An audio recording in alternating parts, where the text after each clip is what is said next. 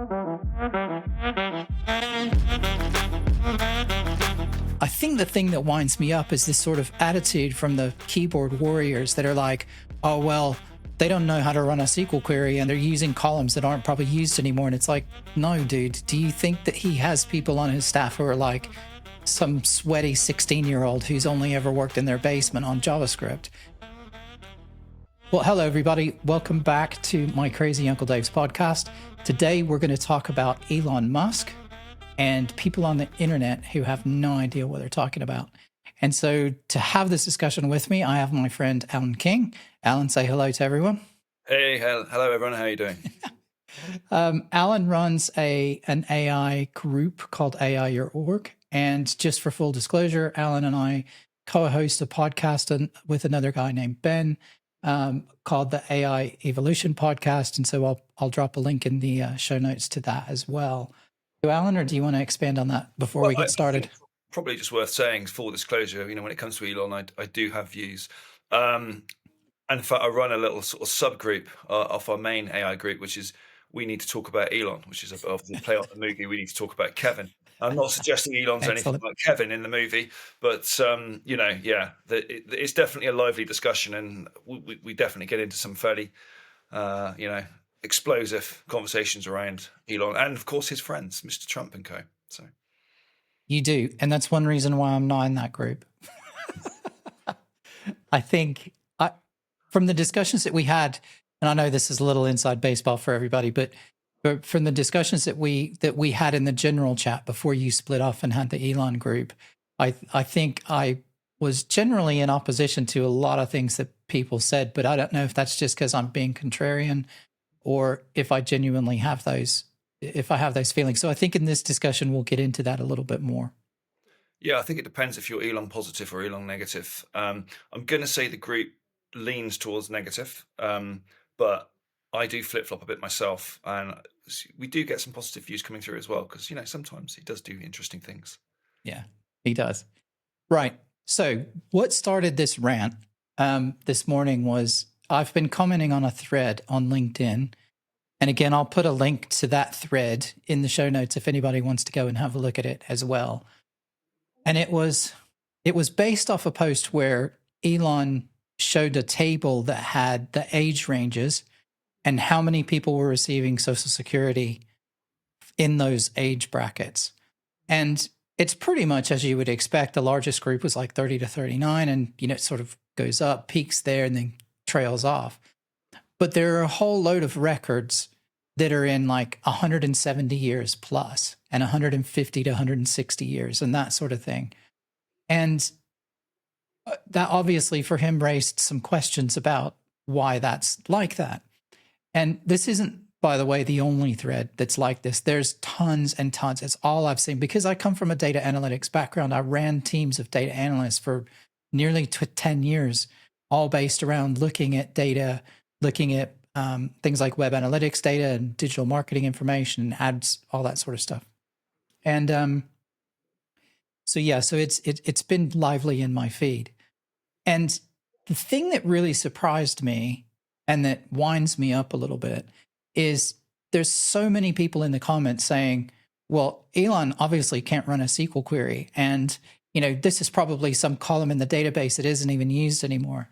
And it, among others. And The thing that winds me up the most is that, first of all, Elon Musk, whether you like him or not, he is one of the most successful business people on the planet right now. He has several companies. Okay, they may not be making a profit on paper or whatever, but they are some of the largest companies in the world that are doing really interesting, bleeding edge technology stuff. He's the only one that's got a reusable rocket that works. He's not an idiot. And the people that he hires are not idiots either. And I think the thing that winds me up is this sort of attitude from the keyboard warriors that are like, oh, well, they don't know how to run a SQL query. And they're probably, like I said a minute ago, and they're using columns that aren't probably used anymore. And it's like, no, dude, do you think that he has people on his staff who are like some sweaty 16-year-old who's only ever worked in their basement on JavaScript? That's not the people that he hires. He's probably got people that are way better sort of data analysts than most of the commenters in the group. And it just winds me up. And this is pervasive across the whole internet all the time. There's loads of people wading in about stuff that they know nothing about. But it's almost like there's this blanket refusal to accept that any of that data is real and that stuff is being paid out to, social security numbers and accounts that are 170 years old and whatever. And so that was the basis of my rant today. People do live a long time in America, Yeah. I mean, look, I think the thing with Elon is he throws a lot of information out there very fast in very short order, doesn't he? So he could post 20, 30 posts a day, maybe more sometimes. And so sort of trying to keep track of what's real, what's not becomes really difficult for people. So I'm not surprised that there's a whole list of human beings out there ready to kind of go, is this true? Is this real? Is this facts? I mean, he himself stood in the Oval Office last week and actually said, I'm going to say things that aren't true. But you'll catch up with me and then you'll point them out and then I'll go, oh yeah, I got it wrong. Yeah. But that shouldn't be how government works, should it? You should be a bit more careful, maybe, than just kind of throw out he'll literally see something on Twitter and kind of go, yeah, that fits my circle of belief, retweet, and suddenly he's sending tweets of Tommy Robinson and all these kind of crazy people all around the world to all of his followers who are all going, oh, Elon said that, it must be true. So I think where these people are coming from is they're worried and yeah, maybe they want to see, there's this nice little picture. He's just grabbed a screenshot or something and here's a bunch of numbers, but there's no other information around that. So then people start going, well, is it right? Can you not do SQL? Can you not do this? Can you not do that? I suspect we'll find out the reality on those numbers in about a week's time. It's a bit like the USAID stuff. We sort of seen the statements around that, and then you find out the real story a little bit later. It's a bit like the condom stuff he was talking about. Condoms, goodness me, right? And saying that, they were sold to, Iraq or somewhere, wherever it was. Or Gaza. Gaza, there we are. And then... But it was Gaza. They were sold to Gaza, but it was Gaza, Mozambique, not Gaza, West Bank. There we are. But it is Gaza. So he was correct, factually correct, that it went to Gaza. It's everybody else that misinterpreted what he said. Yeah, but I don't think he meant that when he said it. I think he thought it was the same Gaza as we all thought. So, and he admitted that in the Oval Office. He stood there and said it. So I think that the problem is when he's doing that sort of stuff so quickly, so fast, you start to become quite untrustworthy. And I guess the worry with this behavior is where does it take us? Because it's a real move fast and break thing mentality, in my view, right? Now, some might say, well, that's refreshing for government, yeah? And maybe it is. And I think there's definitely a case where, we elect leaders and we want them to do something, and boy, are they doing something, right? Like no other race that I've ever seen come in my lifetime, to be quite clear. What they've done in the space of time is almost mind-bending, They've blown the roof off, okay? So is it a good thing? History is going to tell us that.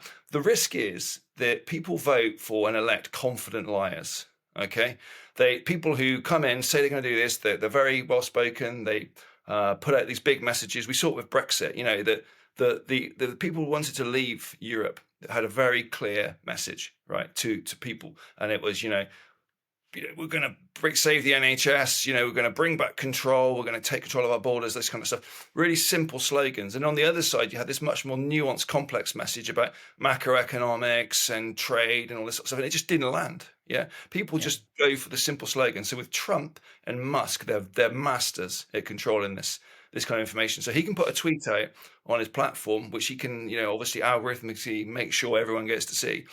And it can be a very simple, powerful message. It may or may not be true. And that's the problem. And people would rather have those, confident liars than people tell them uncomfortable truths. It's almost as though they'd rather be reassured about something than actually informed about something, if that makes sense. Yeah, I think that also works both directions as well. Defense Exhibit B. If you just simply Google this $400 million contract for Tesla, you will find very quickly that A, it was started under the Biden administration, not under Trump. B, it was just a request for responses to see if any companies were interested in replying to a government contract for EVs. And at the time, this was May 2024. And at the time, only Tesla answered. No other company had responded. And so it shouldn't have said Tesla. So whoever it was back in May in 2024, whoever wrote that up shouldn't have mentioned Tesla specifically. But I think it was just in their mind because they were the only ones that answered. It should have just said electric vehicle supplier. But this is easily fact checked, and no one's fact checked it.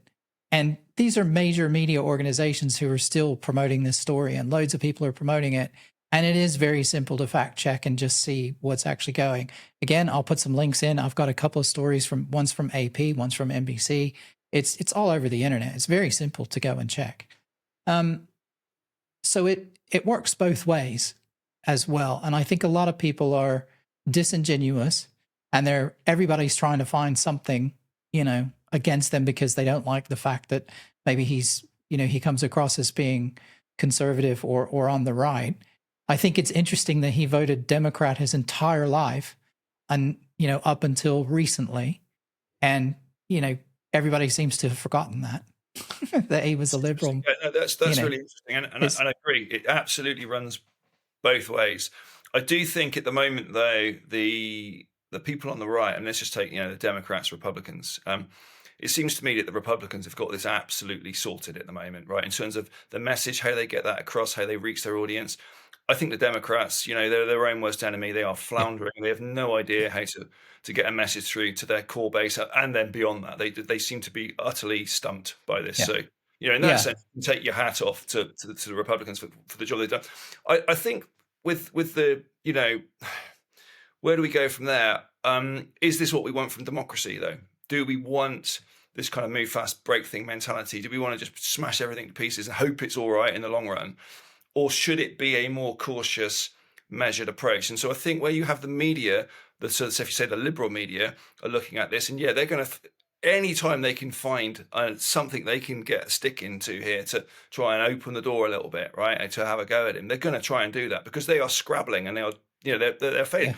Yeah. And on social media, I mean, X is obviously awash with pro-Trump, pro-Musk, news, and then, but even Facebook, Meta's platforms, they've all come out. All the big, sort of tech leaders have come out and basically swung in behind Trump on this one.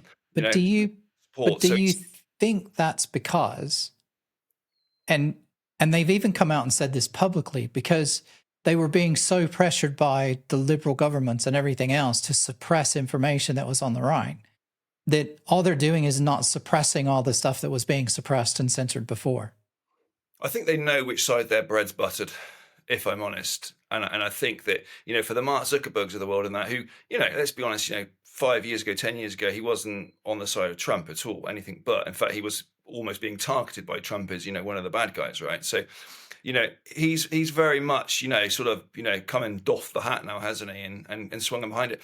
And I think he understands that, but he's a businessman, and that for his business to flourish over the next 5 years, going head to head with this guy, and particularly if that guy, Trump, is, his best buddy, his first buddy is Elon, he better get on the same page, because otherwise he's just, it's not going to end well, and it will adversely affect his organization. So they've all done it. And so I think the if you like, the independent media that perhaps sits outside of that, if you like, it's almost like the legacy media now, the Times, the Wall Street Journal, stuff like that. They're going to try and find anything they can, but it's very hard for them. And even when they say something, there's an army online that's going to push back incredibly hard and very fast and very aggressively. So, I think they're on a hiding, to be honest. And I don't see this kind of juggernaut, as I would describe it at the moment, slowing down at all. And it's going to be really interesting where it does take us, because I don't think we've ever seen anything like this before. I honestly don't. No, and I think the Democrats in the US are in the same position as Labour, as the Conservatives in the UK at the minute, in that they have seemingly no self-awareness of what got them into the position that they're in the minute. And there's no contrition whatsoever. So they're not even saying, hey, you know what, we're really sorry, we got off base. Maybe we didn't really understand what people wanted from us. we need to go back to the drawing board. We need to get out. We need to talk to people. We need to, there's none of that. There's none of that. Wow, we're really sorry. I think we totally missed the ball here. They're just doubling down on what they've done in the past, which I think is the wrong way to go. So I wanted to go back to something though a minute ago.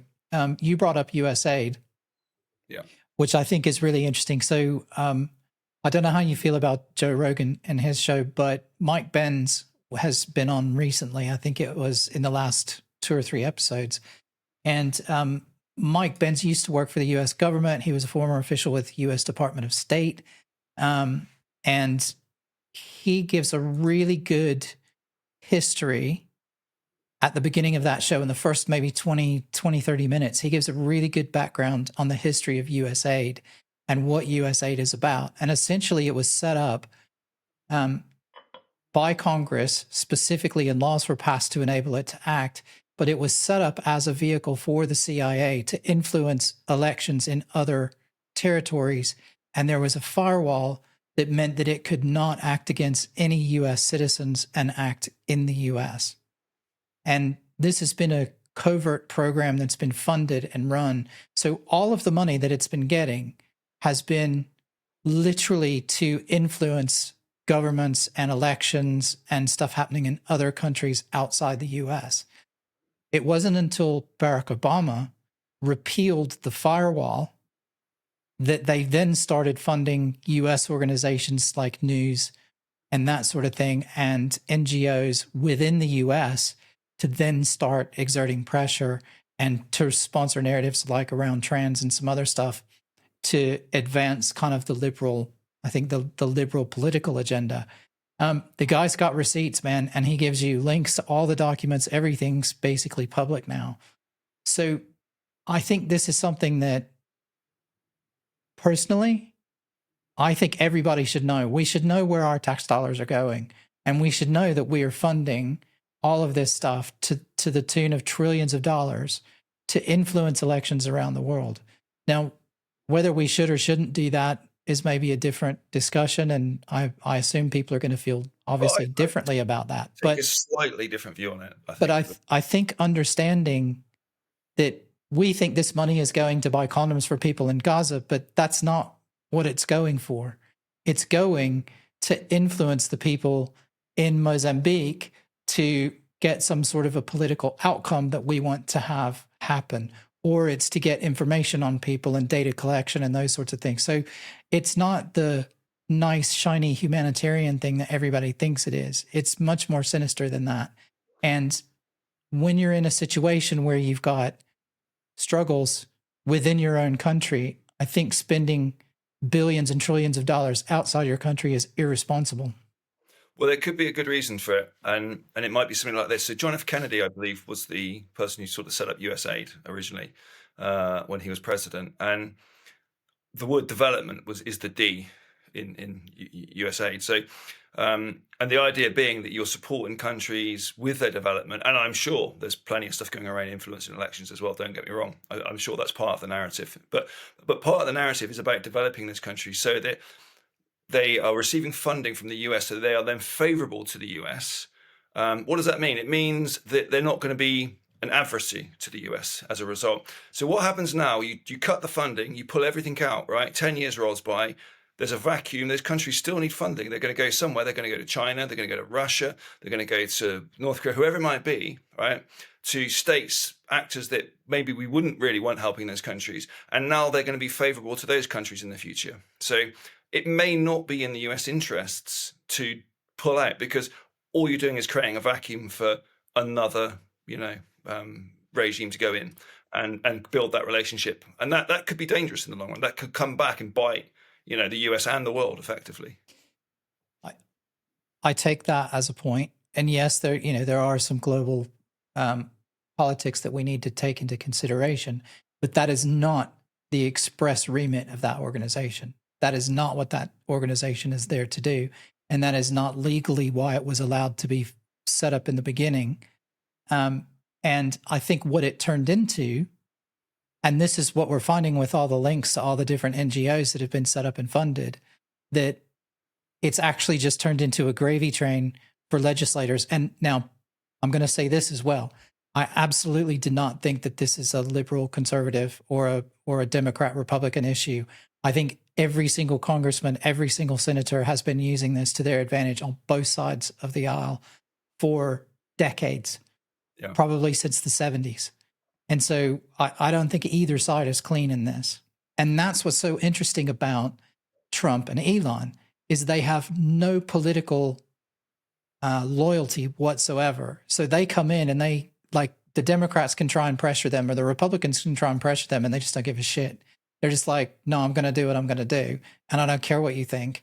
And your PAC money and your election funding money and all of that stuff, all of the people who are donating doesn't matter. I don't have to listen to them because I'm doing my own thing. And I think that's the refreshing part. And that's what a lot of the people, the normal people in the US, who the 80% of the people who live in the middle of the US, not on the coast in the big cities, I think those people have known for a long time that this stuff was happening. And now that's why they elected Trump, because they wanted somebody who wasn't a politician and who wasn't beholden and didn't have, they didn't have a score to set, like they didn't owe people along the way. They literally have just come in and gone, no, I'm just going to blow the lid off all of it. And that's fine. The CIA will continue to get funding and it'll work through another secret way in the background. But if blowing the lid off of US aid is one way to do it, to show how all of that money runs around and it's getting back to people in government, I think that's a good thing.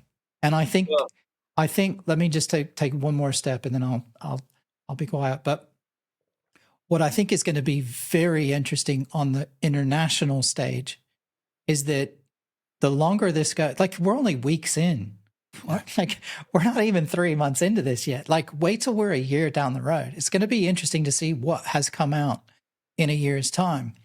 But I think this is scaring the shit out of other governments around the world, because every government has ways to get around, internally they've set up all these little rules and laws and stuff, and all of the people, the MPs and the people in local government and all that, they all know how to navigate and how to say the right thing to be able to get access to money and all this.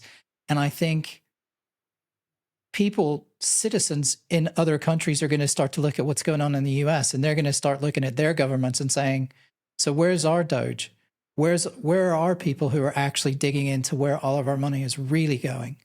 And I think that scares the shit out of everybody else. And I think that's partly why other governments don't like Trump as well, because they're scared of the knock-on effect of what doing that in the US may cause in their own country.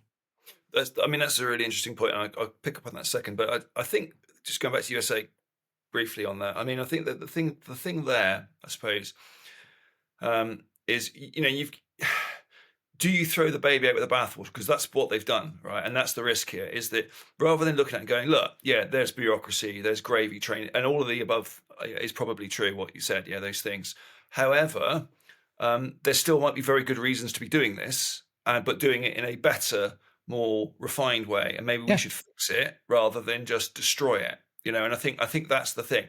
And at the moment, they're very much sort of taking the approach like, we're going to come in, we're not going to decorate the building, we're just going to knock it down, right? Now maybe that gets you where you want to be eventually, because you build a nice shiny new building. But I wonder if in 5 or 10 years' time, when we look at the new building that they're building, if that's not full of corruption itself, because I don't see much evidence of checks and balances in the way they're doing things themselves, in the way Musk is operating, unelected, almost as the president of the United States, the most powerful, richest man in the world, and his best friend, effectively. Let's also be fair. There have been appointed people ever since the beginning of the government, who've had immense powers in the government. Every president comes in and appoints loads of people who are unelected. So that's nothing unusual. Trying to say that happens is like, it's not a big deal. That's the way it's always worked. True enough, but I feel that Musk is different. He's the richest man in the world. He has one of the biggest platforms, social media platforms in the world, to kind of put his voice over. He has huge influence, unlike anybody else who's ever been in an unelected position, I would say. I don't think that there's anyone you could compare to him that's anything close to that. So I don't know.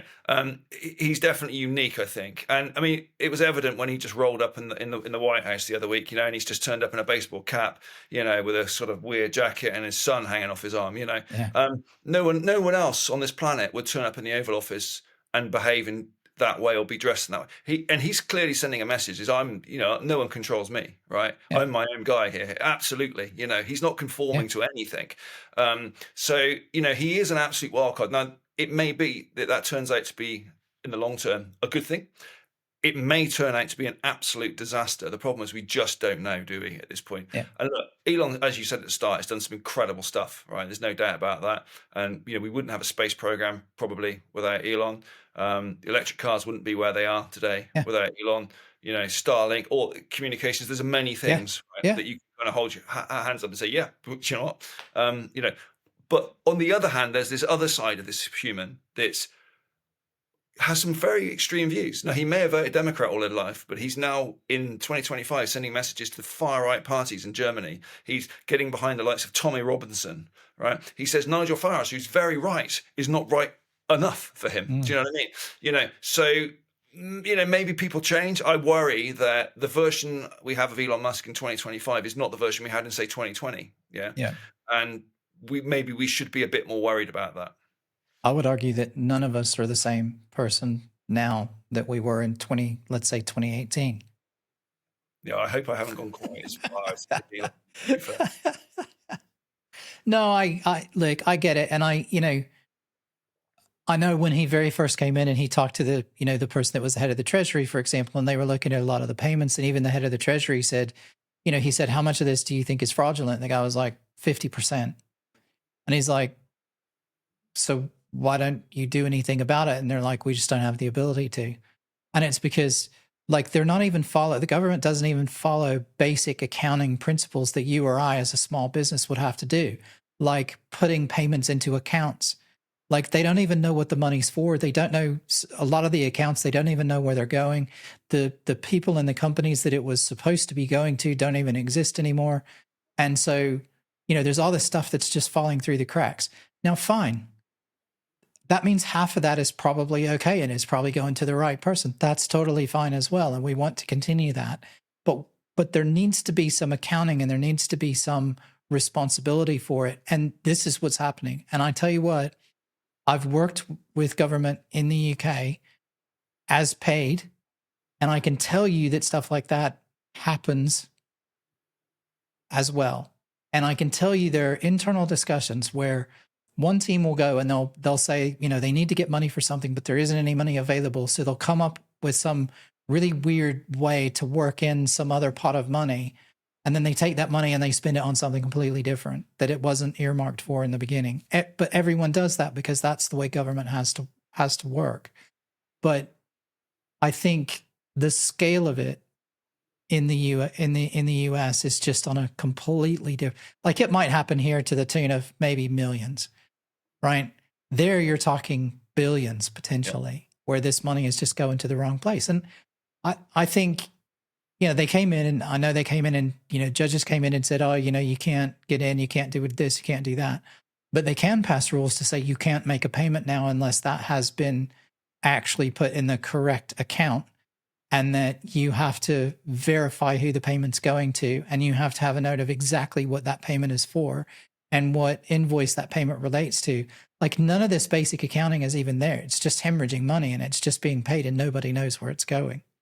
And so even if we just get that, that's a major, major step in the right direction, because then we can actually start to see in a year's time, okay, so they've been paying for a year into this bank account, but this person notionally doesn't exist. And what is this for?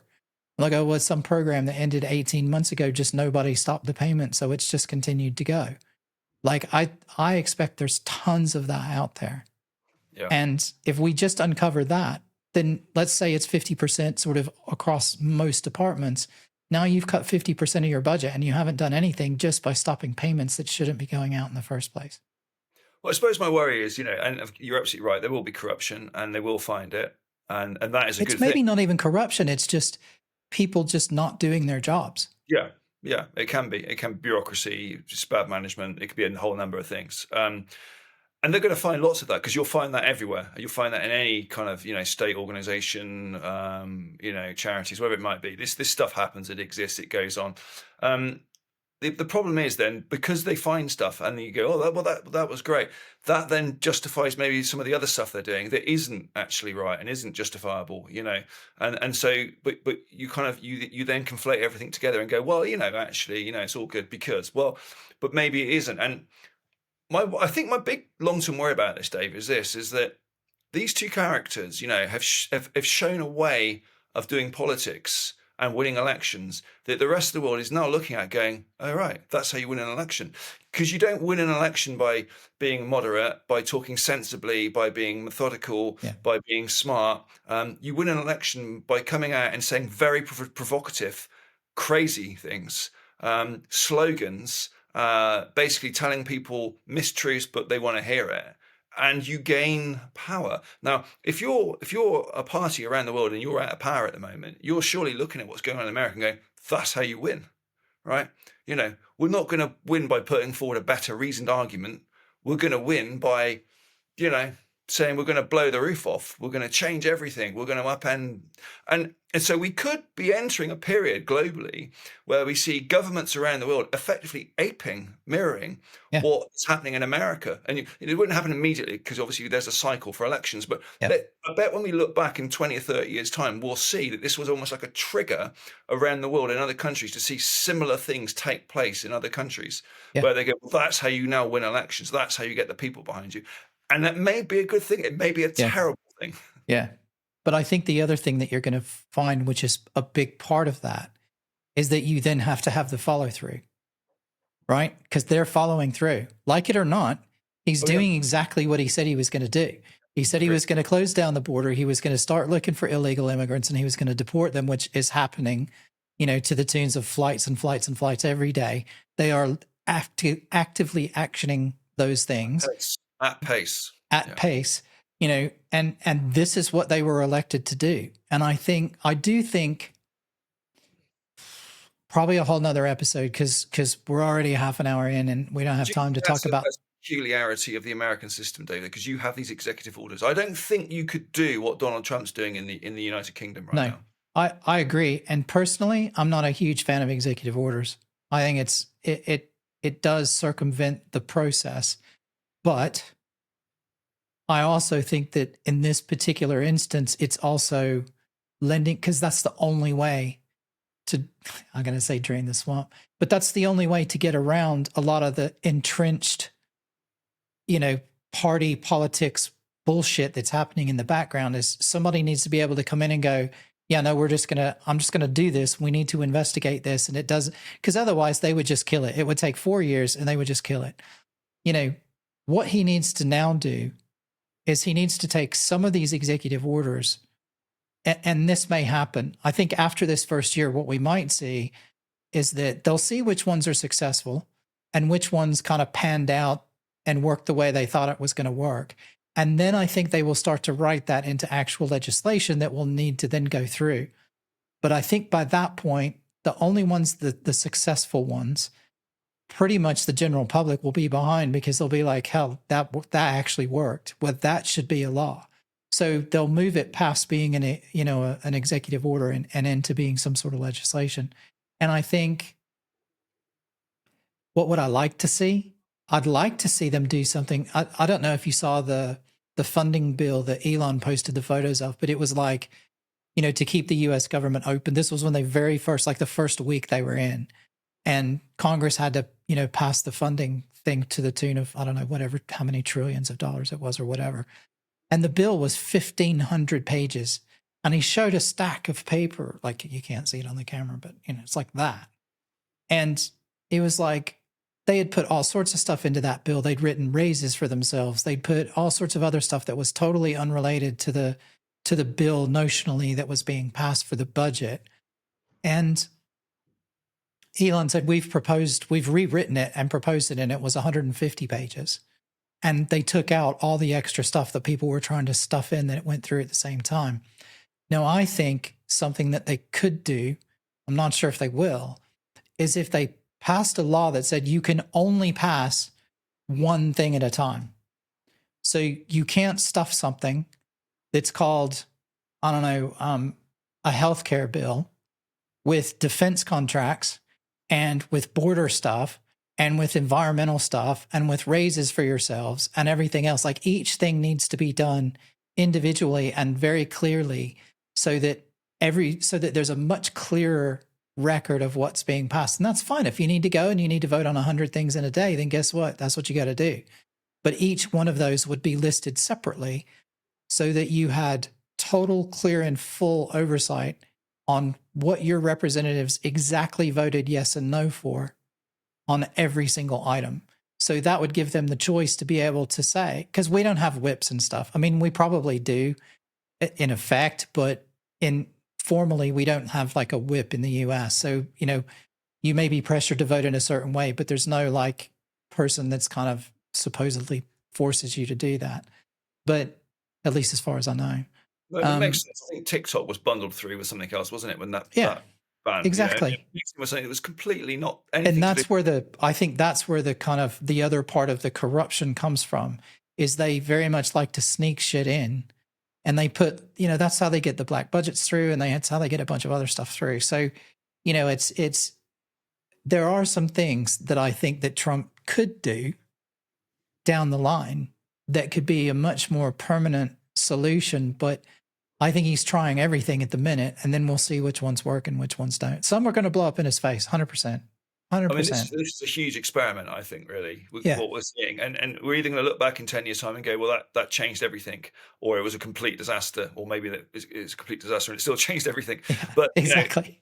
It's certainly, I think, going to change the way politics forever works. Yeah. I don't see it ever being the same again. I think that fundamentally the world has shifted on its axis, and we'll never go back to the kind of sleepy Joes, the kind of steady as she goes, hand on the tiller, just carefully guiding the ship. Those are gone. Those days are gone, I think. And I don't think you can get elected on a platform like that in the future anywhere. Or maybe you will. Maybe you'll, because kind of Keir Starmer was elected on the safe pair of hands theory. Like, we need an adult in the room. And that's, like him or not, that's what he's done. He is the adult in the room. It's boring. It's quiet. Everybody's I voted for Keir Starmer, right? Full disclosure, okay? But I'm going to say this completely clearly. He got elected not because he won the election, because the Conservatives utterly lost it, and because they had their vote split by Reform. If you put the Conservative vote and Reform vote together, they got more votes than the Labour Party. Labour got elected on the lowest elected mandate of any party in electoral history in the United Kingdom. So, but the Tories were chaos. Utter chaos. There was no control. There was no one at the helm. Nobody knew what was going on. Nobody still knows what's going on. Exactly. And that's so we may see that pushback, a pushback against Trump as well. If you look around Europe at the moment, you see everything going to the right, okay? And actually, you look at the UK and go, well, that went left, didn't it? But when you really look at it, you go, no, it actually didn't go left. Still more people voted right. It's just that vote was split in half. So actually, I'm fully expecting in the next election, if the Tories get their act together with Reform in some way, work something out, then it's going to just slide back the other way. So I think Keir got in there because of circumstances, but not because the majority of people wanted the kind of steady hand. I don't think that's the case at all. I don't know. I did. I can't vote because I'm on a visa, so I can't vote anyway. But I mean, I voted for the steady hand, but right. We'll see. Okay. Anything else you want to bring up while we're at it? I've just got one thought for you about the crazies online that were exercising you so much this morning. I mean, where are you seeing your crazies? Because actually, I go to X a lot, and just for the shits and giggles of it, really. And I saw the same things you were seeing, and there weren't many detractors. Most people on our X are going, go Elon. So, maybe you need to go on a different platform, Dave. I don't know. Well, yeah, but it happens. It doesn't just happen to Elon. I just find it like, and this is another rant that I have about anonymity online, and maybe I'll do a separate episode on that. And I've been banging on about this for years. And I started to build my own social network around it because I think one of the biggest problems that we have at the minute is anonymity online. And yes, I accept all the arguments. People can go and they can be free to be who they want to be, and nobody can know who they are. But what that's actually turned into in practice is everybody being a dickhead. And you get trolling, you get cyberbullying, you get revenge porn, you get trolling. You get people just sitting thinking it's funny to wind other people up. You Yep. get, the most horrific, like particularly women in politics and women in business and stuff, get the most horrific messages and stuff like that. And it's just because people think it's funny and they think they can, and because they know they're not going to get punched in the face and that there's no repercussion to it. And I think that the negatives far, far, far outweigh any potential positive of somebody whistleblowing at some point. And so, I think a lot of what we're getting on both of the platforms, not so much on LinkedIn, and that's why I like LinkedIn. I know people rail on LinkedIn a lot, but, and yes, there are fake accounts. I totally get that there are fake accounts on LinkedIn, but not nearly as many. And it is it's a different type of discussion that you generally get on LinkedIn because a lot of people do use LinkedIn for business and they do keep their business contacts and stuff in there. So it keeps the conversation a little bit more tame. But what's interesting is you're absolutely right. It tends to skew more, the conversation I've seen at least tends to skew more against what Elon's doing than for what he's doing, which is on X, which doesn't surprise me. Again, it's his platform and all his fanboys are over there and fangirls are over there. And so, they're wading in to kind of support it.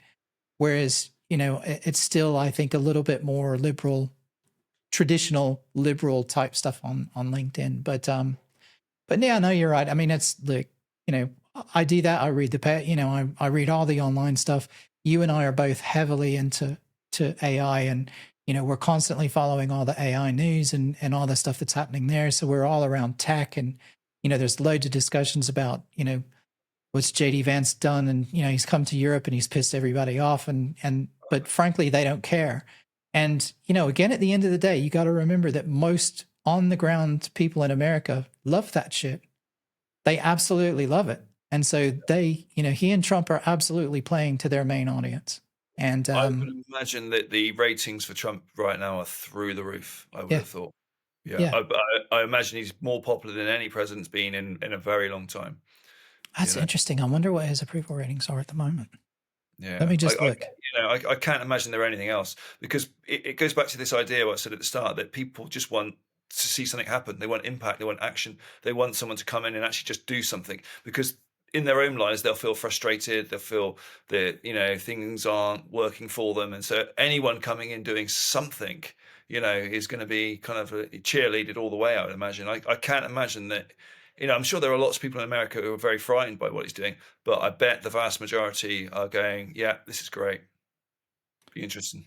It's So what's really interesting is if you actually search on Google for Trump approval ratings, what you get is what appears to me just by looking at the headlines is you get the two different sides. You get the, oh yeah, he's doing really well, and you get the other side of he's doing shit. And it seems to be roughly aligned with the conservative and liberal traditional media stuff. So I don't know where the truth is in between there. It looks pretty. I mean, I'm looking at Gallup at the minute.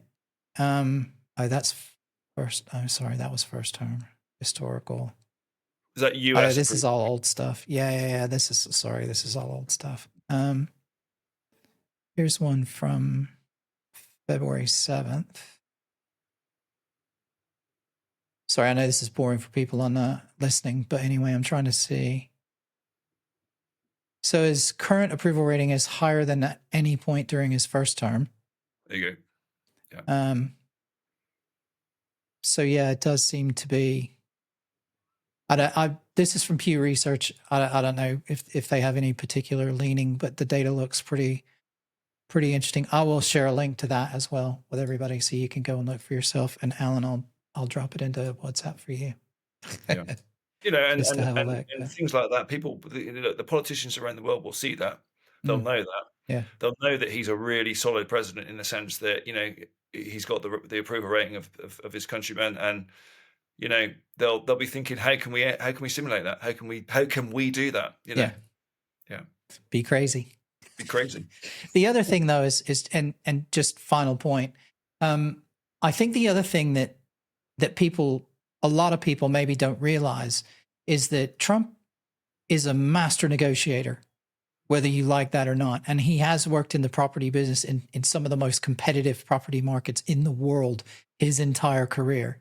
And he knows how to go in, and he goes in strong, but he gets results. So he comes out with some crazy thing like, we're going to put 100% tariffs or 25% tariffs on all things from this country. The other country freaks out. And then, 2 weeks later, what you realize is he's negotiated a deal to get what it was that he wanted in the first place, which had nothing to do with tariffs. It was all about border control.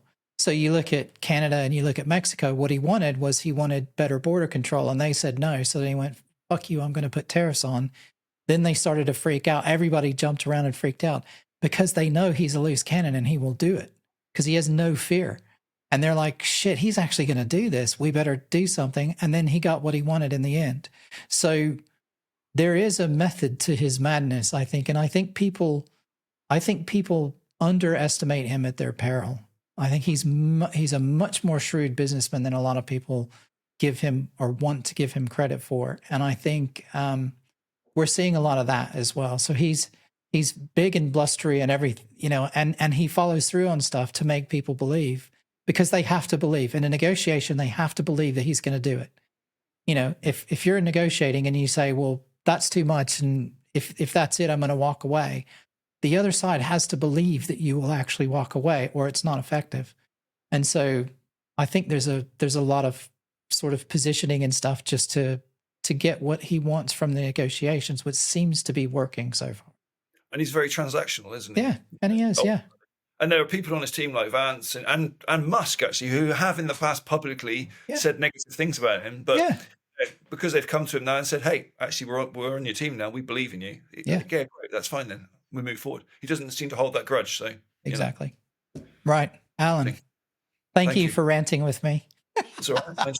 Keeping me calm, bringing me back down, making sure that I don't get too outrageous. I'm into the Elon group, I might have to now. And I think we need a little bit of the other, we can all get a bit down on Elon in the group, I think. So it'd be good to have the other voice there. All right, fine. I'll see how much it winds me up. Cool. All right. Thanks, Alan. I will, this will be out in the next couple of days, probably. So later this week, I want to try and get these out as soon as possible. So look, if anybody's listening and you've made it this far, please, if you haven't subscribed or if you haven't followed the show, follow the show on your favorite platform. We're on Apple Podcasts, Spotify, we're on YouTube, and we're on our own website. So I'll put links to all that stuff in the show notes. And for today, that's it. And we will see everybody soon. Bye-bye. Thanks, bye.